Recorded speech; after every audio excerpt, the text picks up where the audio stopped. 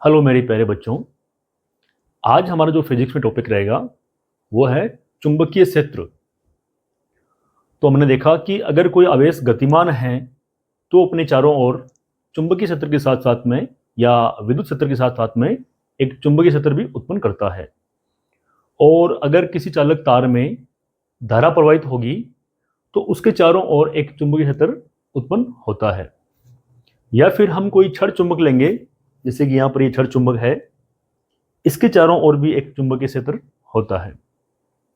तो चुंबकीय क्षेत्र को उत्पन्न करने के जो स्रोत हैं वो अलग अलग हो सकते हैं, लेकिन इसका जो प्रभाव है वो एक ही होता है। गुण एक प्रकार का ही होता है। सभी, चाहे आवेश से उत्पन्न हो, चाहे चालक तार में धारा बहने से उत्पन्न हो, या किसी छड़ चुंबक द्वारा चुंबकीय क्षेत्र उत्पन्न हो। तो पहले देखते हैं इसकी परिभाषा।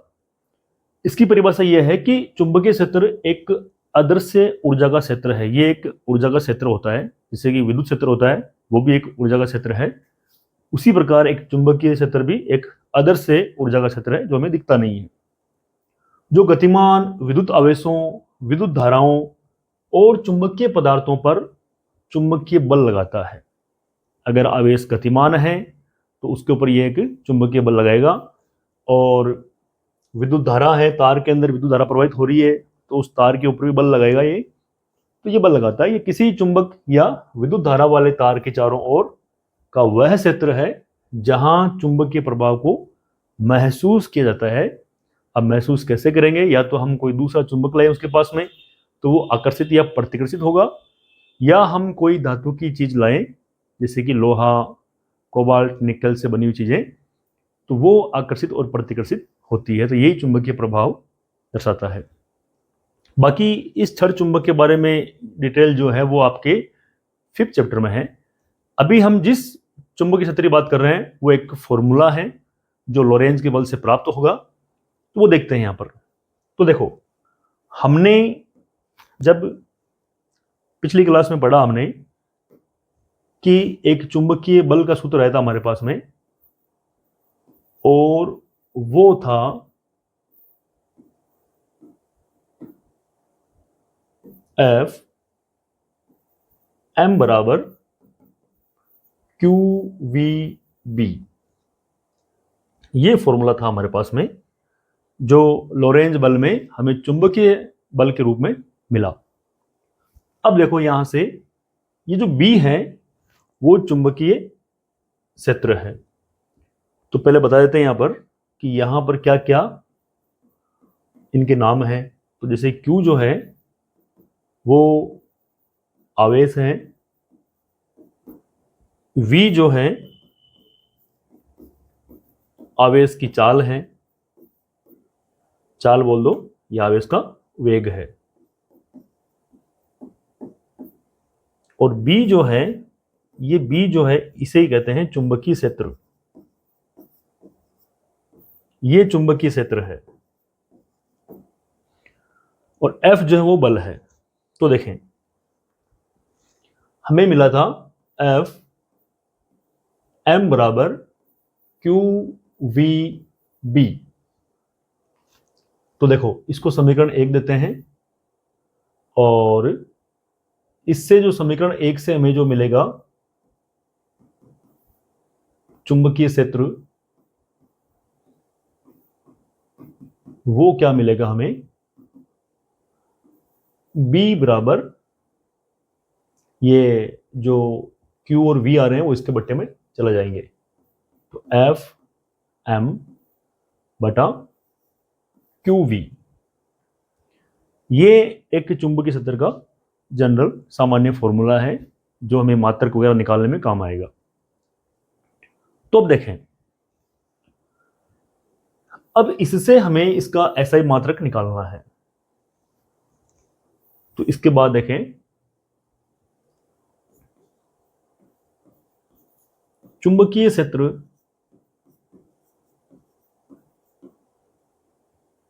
का देखो, अगर हम सदिश रूप लें तो हम इसको बी वेक्टर से दर्शा सकते हैं, क्योंकि यहां पर आगे एफ वेक्टर भी आ रहा है। तो इसको आप ले लो भले यहां पर एफ वेक्टर बटा क्यू वी। और ये सदिश रूप है, सदिश राशि है। तो देखो यहां पर इसका जो ऐसा ही मात्रक है, चुंबकीय क्षेत्र का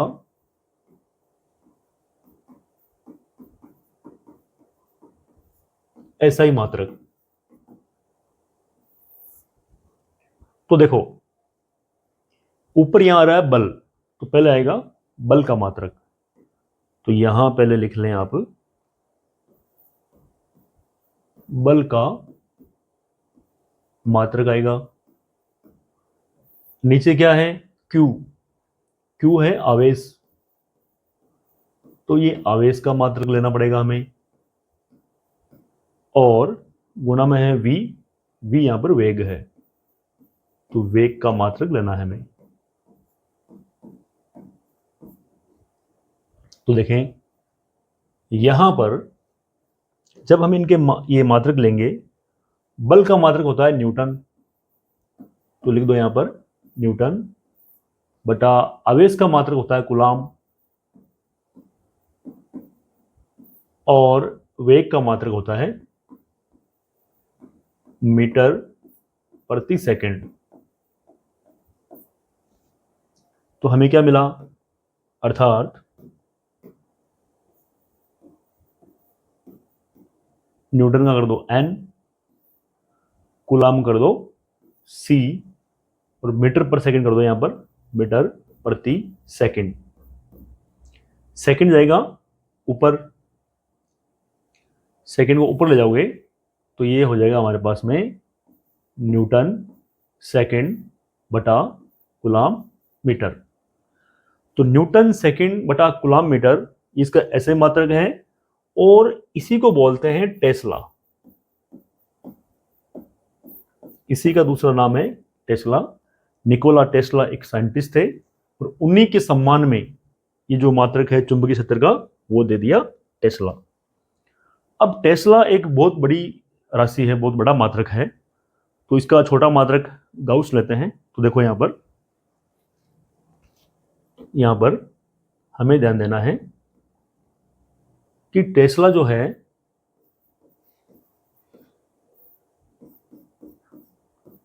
एक बहुत बड़ा मात्रक है।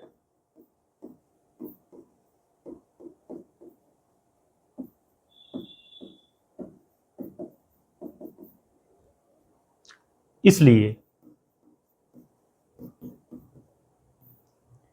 एक अन्य छोटा मात्रक लेते हैं, एक अन्य छोटा मात्रक वो लेते हैं गाउस।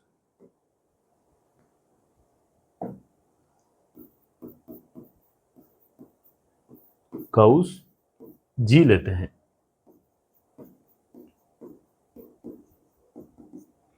और जो एक टेस्ला 10 की घात 4 गाउस के बराबर होता है, और एक गाउस जो है वो 10 की घात -4 टेस्ला के बराबर होता है। तो ये एक चुंबकीय क्षेत्र का ऐसा ही मात्रक है, और जी जो है वो एक अन्य मात्रक है जो छोटा है। टेस्ला बहुत बड़ा मात्रक है, इसलिए इसको गाउस में भी लेते हैं। और न्यूटन के रूप में लो तो न्यूटन सेकंड कूलाम मीटर, ये भी आपको ध्यान रखना है, न्यूटन सेकंड कूलाम मीटर।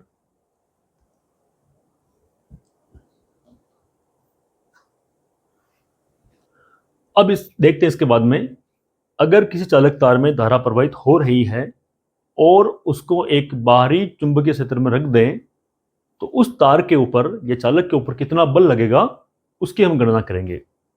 तो ये एक छोटी सी डेरिवेशन है जिसको हम देखेंगे। हेडिंग है विद्युत धारावाही चालक तार पर चुंबकीय बल। तो धारावाही मतलब ऐसा चालक तार है जिसके अंदर धारा प्रवाहित हो रही है, और उसको हम बाहरी चुंबकीय क्षेत्र में रखेंगे। तो शुरू करते हैं हम। ये हमारी हेडिंग है, और सबसे पहले देखो डायग्राम बनाते हैं। तो डायग्राम बनाया हमने, देखो यहां पर ये चालक तार है और ये इसका अनुप्रस्थ काट क्षेत्रफल है।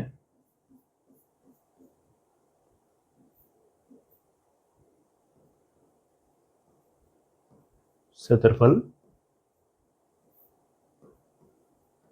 ए, और ये जो है ये इसकी लंबाई है एल। एल लंबाई है, ए अनुप्रस्थ काट क्षेत्रफल है, और इसके अंदर आवेश प्रवाहित हो रहा है इलेक्ट्रॉन के रूप में।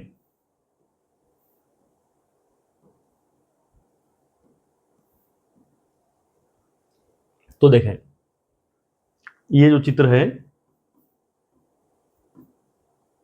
ये धारावाही चालक तार है।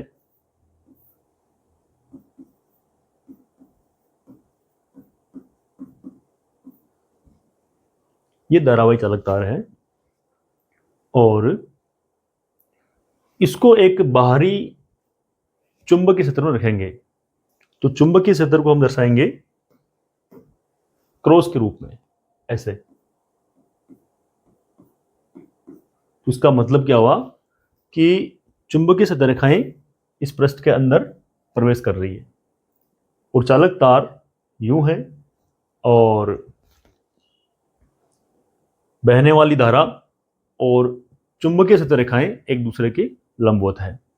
तो देखें तो ये क्रॉस से हम दिखाएंगे चुंबकीय क्षेत्र को जो कि धारा के लंबवत दिशा में है, या यूं कहे गतिमान आवेश के लंबवत दिशा में है। ये देखो, और इसके अंदर जो धारा बह रही है वो इलेक्ट्रॉनों के प्रवाह की विपरीत दिशा में बहती है। तो धारा बहेगी वो इस दिशा में बहेगी, आई, इलेक्ट्रॉन के प्रवाह के विपरीत दिशा में। और ये हो गया यहां पर जो क्रॉस क्रॉस दिखा रहा है, ये चुंबकीय क्षेत्र बी है।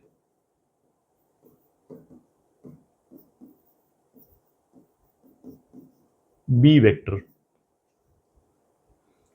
और आवेश जो गति कर रहा है वो कर रहा है अपवाह वेग से, वो है वी डी वेक्टर। अपवाह वेग जो तीसरे चैप्टर में था हमारा, वही है यहां पर। तो ये एक डायग्राम है हमारे पास में। अब हमें इसमें क्या क्या चीज ध्यान देनी है, वो ध्यान ये देनी है। देखो कुछ हमें लाइनें लिखनी पड़ेगी यहां पर, बेसिक बेसिक लाइनें, कि चित्र एक में एक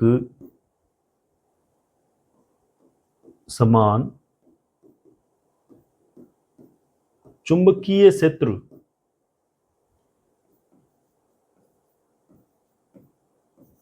बी वेक्टर में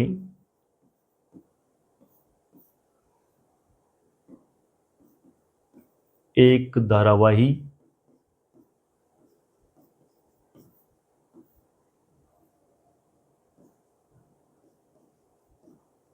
चालक तार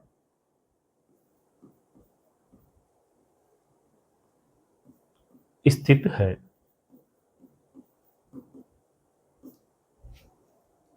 अब धारावाही चालक तार जो स्थित है उसमें क्या है, देखो n इलेक्ट्रॉन प्रवाहित हो रहे हैं। तो पहले देख लो यहां पर तार का जो आयतन होगा, तार का L लंबाई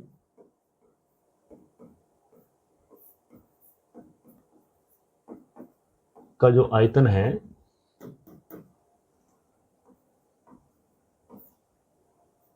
वो होगा V बराबर AL।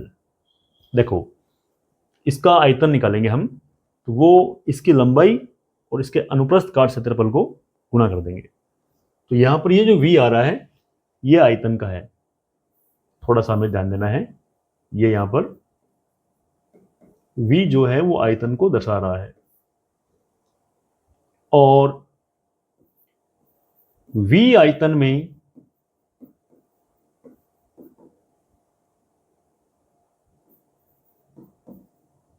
इलेक्ट्रॉनों की संख्या ले लो भले।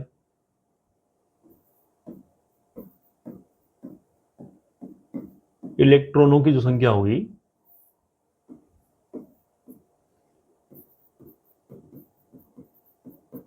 वो कैपिटल N है। यानी इस पूरे V आयतन में कैपिटल N का मतलब है एक संख्या है, 50, 100, 1000, लाख, कितने भी हो सकते हैं ये। तो ये इसमें इलेक्ट्रॉनों की संख्या है। तो जो इलेक्ट्रॉनों की संख्या घनत्व निकालेंगे हम, तो इस प्रकार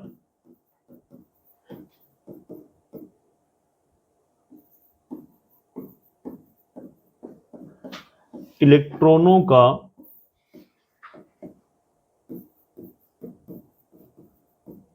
जो संख्या घनत्व है जिसको हम कैपिटल N से रिप्रेजेंट करेंगे वो होगा कैपिटल N बटा V। V यहां पर आयतन है जिसको हम कैपिटल N बटा AL ले लेंगे। तो कैपिटल N बटा AL यहां पर आयतन को निरूपित कर रहा है और यहां पर जो इलेक्ट्रॉनों की संख्या मिलेगी हमें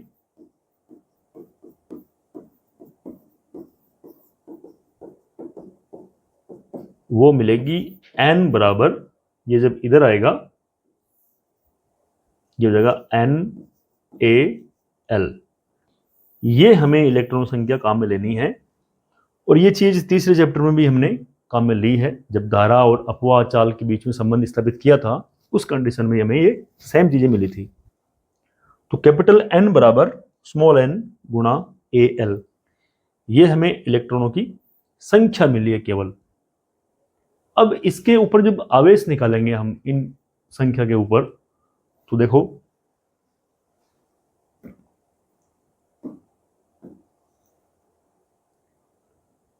यहां से लेते हैं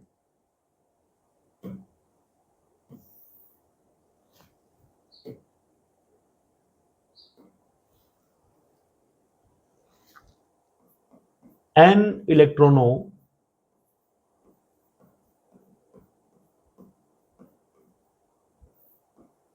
पर जो आवेश होगा वो होगा Q बराबर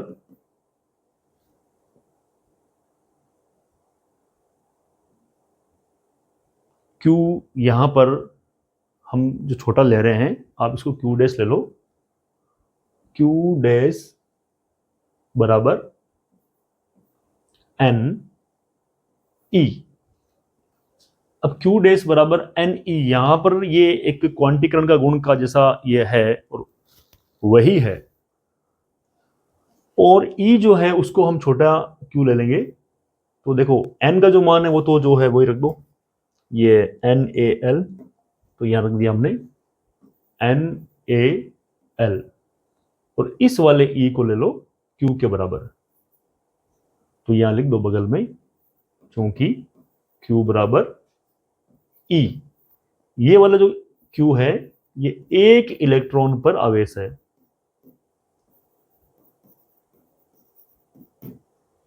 तो N इलेक्ट्रॉन आवेश NQ हो जाएगा और N का मान जो हमने रख दिया। तो ये जो है आवेश आपको NaLQ मिलेगा, ये थोड़ा आपको ध्यान देना है।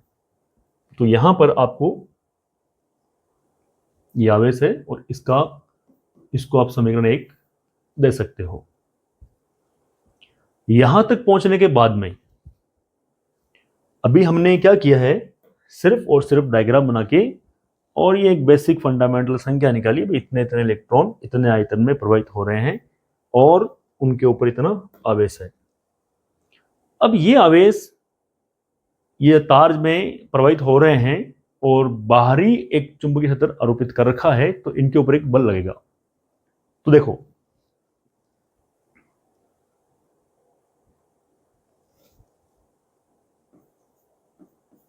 लॉरेंज बल से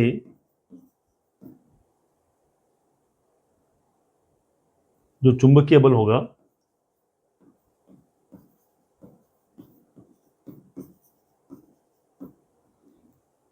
वो मिलेगा हमें एफ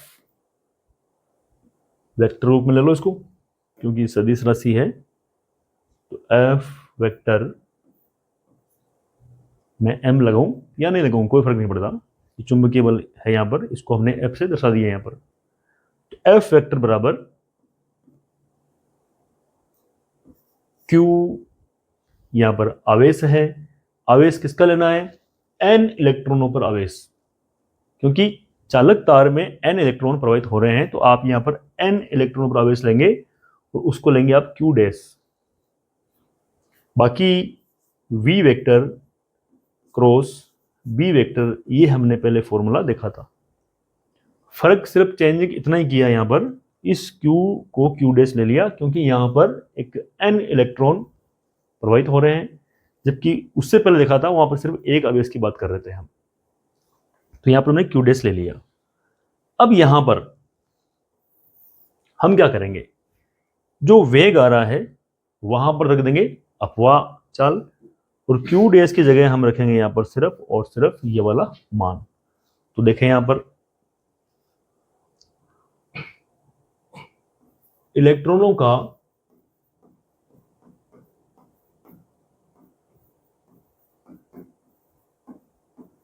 अपवाह वेग बोल दो या अपवाह चाल बोल दो,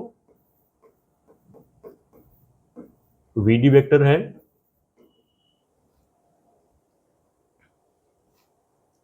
तथा क्यू डैश बराबर एन ए एल क्यू, ये समीकरण 2 है। समीकरण 2 में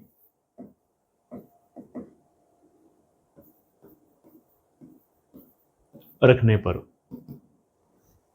क्या करेंगे, हम आवेश का मान रख लेंगे और v की जगह ये vd वेक्टर रख लेंगे। तो देखो यहां पर f वेक्टर बराबर q का मान क्या लें, n a l और q, और vd वेक्टर क्रॉस में कर दो b वेक्टर, ये यहां पर आगे पड़ा है। अब क्या करना हमें, तीसरे चैप्टर हमने देखा था कि जो धारा घनत्व होता है जे वेक्टर, वो होता है एन क्यू वीडी वेक्टर। तो हम इसको सेट करेंगे, एफ वेक्टर बराबर इस एन को क्यू को और वीडी को एक साथ में ले लेंगे, तो ये हो गया एन क्यू वीडी वेक्टर, और एक कोष्टक बना दो, बाहर क्या पड़ा है, बाहर पड़ गया ए एल, इसको ले लो ए एल को यहां पर, और क्रॉस में लगा दो बी वेक्टर। अब इसको हम रखेंगे जे वेक्टर के रूप में, तो ये हुआ देखो एफ वेक्टर बराबर जे वेक्टर, और यहां पर ए एल है यहां पर, और क्रॉस लगा दो बी वेक्टर।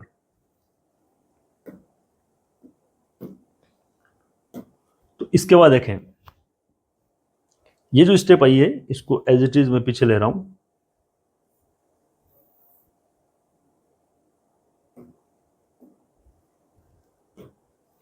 इसको यहां से ले लेते हैं ताकि इसके आगे बढ़ने में आसानी रहे। अब ध्यान देना, यहां जो एक फॉर्मूला होता है धारा का कि I बराबर होता है जे ए, ध्यान देना धारा जो है वो अदिश राशि है, जबकि धारा घनत्व सदिश राशि है। तो यहां पर I बराबर हो जाएगा जे ए, तो अब वेक्टर रहेगा तो इसके ऊपर आपको ये आई का मान अधिक ही है तो यहाँ पर वेक्टर लगा नहीं सकते आप। तो इसमें क्या करना है आपको, जे ए की जगह आपको रखना है आई, और इसके बाद क्या होगा, जैसे ही आपने यहां पर रखा, इसकी जगह आई किया आपने, तो जो सदिश है वो एल के ऊपर स्थानांतरित हो गया। किसके ऊपर हो गया? एल के ऊपर। L vector B vector. अब ये चीज थोड़ी सी आपको ध्यान से समझनी है, क्योंकि एल जो यहां पर है वो एक धारा अवयव है, इसको बोलते हैं धारा अवयव। और एल वेक्टर जो है वो धारा की दिशा बताने वाला। अब ये दिशा बताने वाला बोल रहा हूं, लेकिन ये सदिशों का नियम का पालन नहीं करता है धारा, इसलिए ये सदिश नहीं है, लेकिन दिशा है इसकी। तो एल जो वेक्टर है वो धारा की दिशा में धारा अवयव है। तो ऐसी कंडीशन में क्या है, आप जे वेक्टर का जो सदिश है आप एल के ऊपर ले लोगे, और आपके पास जो मिलेगा चुंबकीय बल धारावाही चालक तार के ऊपर, वो मिलेगा एफ वेक्टर बराबर I L vector cross B vector. अब इसको अगर आप लेते हो परिमाण के रूप में, क्रॉस हटाते हो, तो एफ बराबर आई एल बी और साइन थीटा, क्योंकि क्रॉस हटेगा तो साइन थीटा हटेगा। इसको याद करने के लिए मैंने एक देसी ट्रिक बना रखी है, जो आप भी कर सकते हो उसको ट्राई। एफ बराबर B I L sine theta. चूहे का बिल होता है, उसी तरह ये बिल साइन थीटा। एफ बराबर बिल sine theta, B I L. तो ये एक होममेड मेरी बनाई हुई एक ट्रिक से है, आप भी बना सकते हो, आप भी कह सकते हो कि मेरी बनाई हुई है जैसे मैं कह रहा हूं। तो ये बिल साइन थीटा जो वर्ड है ये आपको इजीली याद हो जाएगा। और ये फोर्स या बल वही है जो अगर चालक तार में धारा प्रवाहित हो रही है और उसको चुंबकीय क्षेत्र में रखा हुआ है, तो वो एक बल का अनुभव करेगा, और वो बल जो है सबसे ज्यादा लगेगा इनके लंबवत। किसके लंबवत? एल और बी वेक्टर के लंबवत। तो देखें, अब इसके ऊपर जो बल लगेगा वो बल, यहां लगो धारा प्रवाहित हो रही है इधर और ये हो रहा है ऐसे, तो बल की दिशा आप ले लो। यहां पर मैं ले लेता हूं डायग्राम, थोड़ा सा गंदा हो जाएगा। इसके ऊपर बल लेता हूं मैं ऊपर की ओर, ये एफ वेक्टर है, ये एक चुंबकीय बल है जो धारावाही चालक तार के ऊपर लग रहा है। ये बेसिक चीजें आपको आराम से नोट करनी है, स्टेप बाय स्टेप समझनी है, फिर आपको आगे बढ़ना है। अब ये तो हमने देख लिया। अब ये जो बल है अधिकतम कब लगेगा? जब विशेष स्थिति बात करें हम, विशेष स्थितियां जो है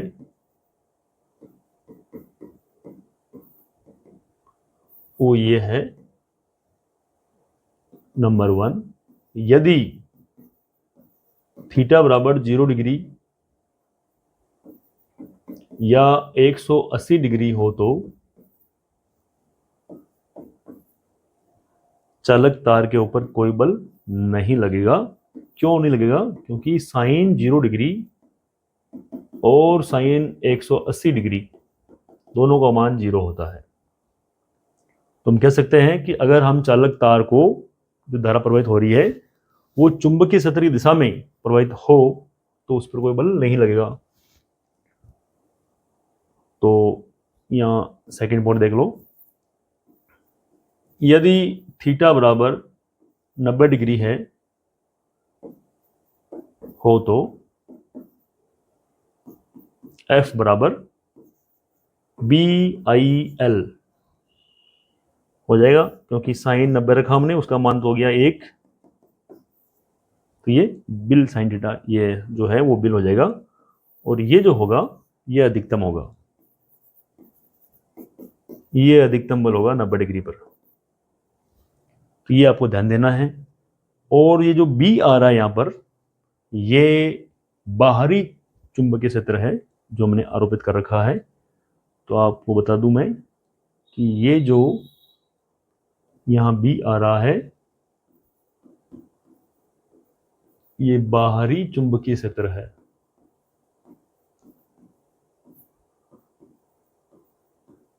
इसका आपको विशेष तौर पे ध्यान देना है। तो ये कुछ चीजें हैं जो बोर्ड एग्जाम की दृष्टि से काफी इंपॉर्टेंट है, इनके ऊपर न्यूमेरिकल वगैरह बनता है, जिसको हम स्टेप बाय स्टेप देखेंगे। तो देखें, इस चैप्टर का जो फर्स्ट एग्जांपल है 4.1, उसमें एक चालक तार दिया हुआ है हमारे पास में।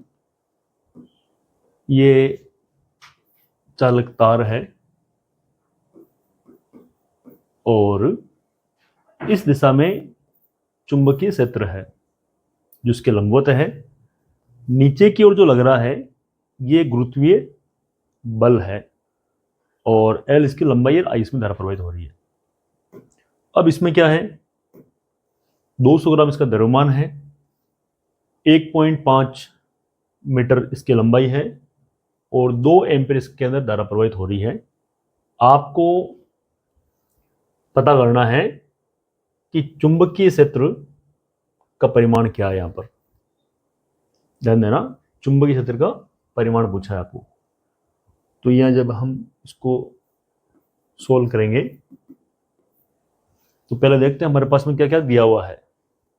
तो सबसे पहले देख लो,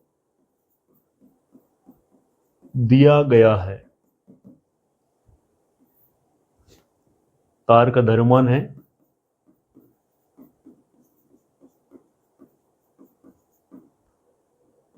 m बराबर 200 ग्राम। इसको आप किलोग्राम बदल लो, तो 200 में आप 1000 का भाग दोगे तो ये हो गया केजी। 0 से 0 काट दो, 0 से 0 काट दो, और ये मिल गया आपको 0.2 केजी। ये हो गया। लंबाई दर की आपको, लंबाई दर की है L बराबर 1.5 मीटर, धारा I दे रखी है 2 एम्पियर। तो ये चीजें हमारे पास में दी हुई है। तो देखें, ये सारी चीजें आने के बाद में इस प्रकार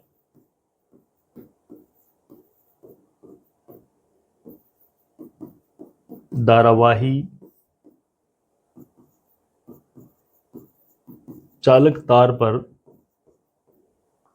जो बल होगा वो क्या होगा, F बराबर BIL। ये जस्ट अभी मैंने जो फॉर्मूला देखा था वो है। और ये जो 37 का मतलब हो गया कि यहाँ पर ये एक दूसरे के लंबवत, थीटा का मान 90 डिग्री है, तो साइन 90 हो गया यहाँ पर। इसके बाद देखो, इसकी कैलकुलेशन करते हैं यहाँ पर। F यहाँ पर बल है। अब बल क्या है, देखो यहाँ पर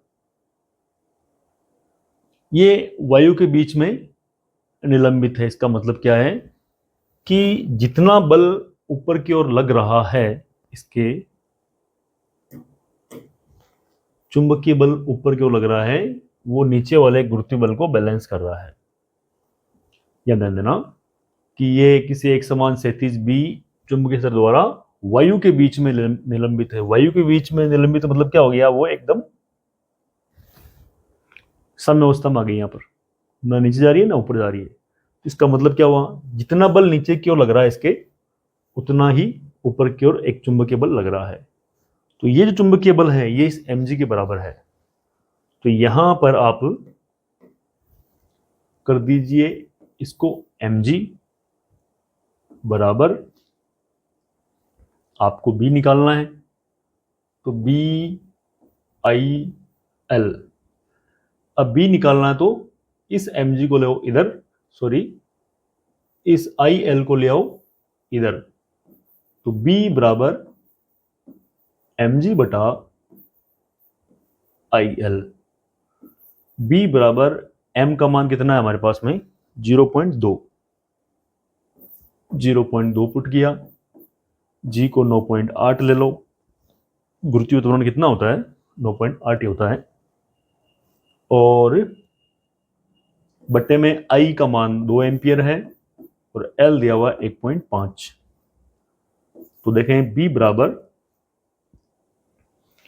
यहां पर आपको इस 0.2 से इस 2 को काटोगे तो 10 बार कटेगा ये, और 9.8 बटा 10 को 1.5 से गुना किया तो आ गया 15। अब आपको देना है भाग, तो भाग देने के लिए क्या करेंगे, यहां दे लेते हैं भाग इसका, इस जगह दे लेते हैं भाग इसका। तो 9.8 में 15 का भाग दिया, तो पहले तो आप लगा दो पॉइंट, और ये जो बीच में आ रहा है पॉइंट ये हटा दिया हमने, यानी इस पॉइंट को हटाने के लिए यहाँ पहले ही पॉइंट लगा दिया।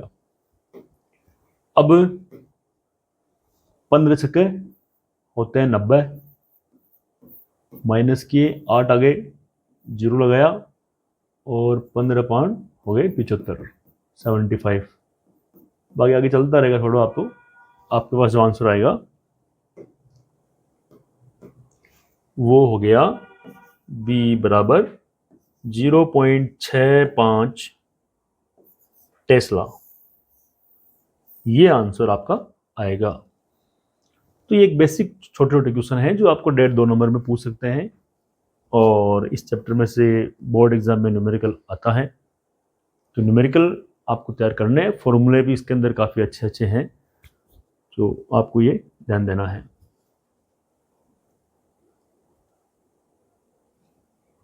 और तो यही है बस, आज की क्लास करते हैं टर्मिनेट, पढ़ते रहें, आगे बढ़ते रहें।